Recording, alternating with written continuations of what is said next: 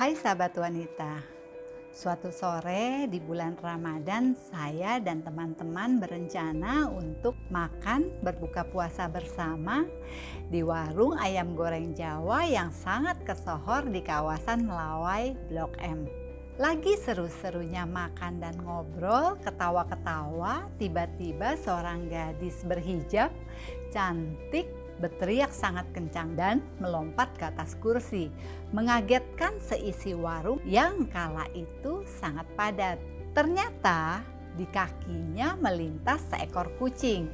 Adegan itu berlangsung tidak lama karena pelayan di warung tersebut segera mengambil tindakan antisipasi.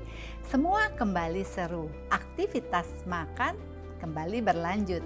Terdengar oleh telinga saya, gadis cantik yang duduk satu deret dengan saya berujar kepada pacarnya, "Lebay, norak, cari perhatian dasar." Kita tidak bisa menjudge orang hanya dengan sekilas pandang. Contoh yang dialami gadis di atas disebut dia sebagai penderita zoofobia, yaitu suatu fobia spesifik yang paling umum, yaitu ketakutan yang berlebihan akan hewan tertentu. Biasanya pengidap zoofobia cenderung takut dengan hewan-hewan berlendir seperti ular, kadal, kecoa, belatung, juga tikus. Sebelum kita bahas lebih jauh, saya coba deskripsikan apa arti kata fobia. Fobia itu adalah rasa takut akan sesuatu yang berlebihan, yang biasanya tidak membahayakan. Ada dua macam fobia, ada fobia spesifik, satu lagi fobia kompleks.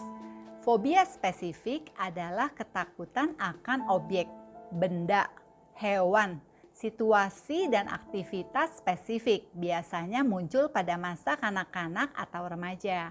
Sedangkan fobia kompleks berkembang pada masa dewasa, dihubungkan pada situasi atau kondisi.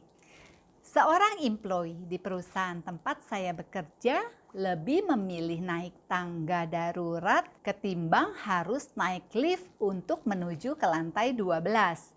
Berada dalam lift atau ruang tertutup atau sempit lainnya seperti WC umum, terowongan, mengakibatkan penderita klaustrofobia ini panik, cemas yang berlebihan, dan juga bisa dibarengi dengan sesak nafas, rasa bingung, jantung berdebar-debar atau pusing, bahkan mual. Ada satu lagi cerita, dalam perjalanan dari Los Angeles menuju ke Jakarta dan transit di Beijing. Hari itu cuaca begitu buruk dan berawan, mengakibatkan banyak sekali turbulensi dan goncangan yang hampir tidak berhenti sepanjang perjalanan yang memakan waktu lebih dari 16 jam tersebut.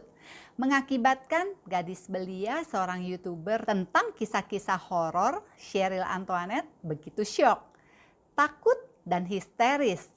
Penerbangan yang harusnya sangat menyenangkan jadi seperti perjalanan panjang tanpa akhir, tanpa ujung yang sangat menakutkan. Sejak saat itu Cheryl begitu takut naik pesawat terbang.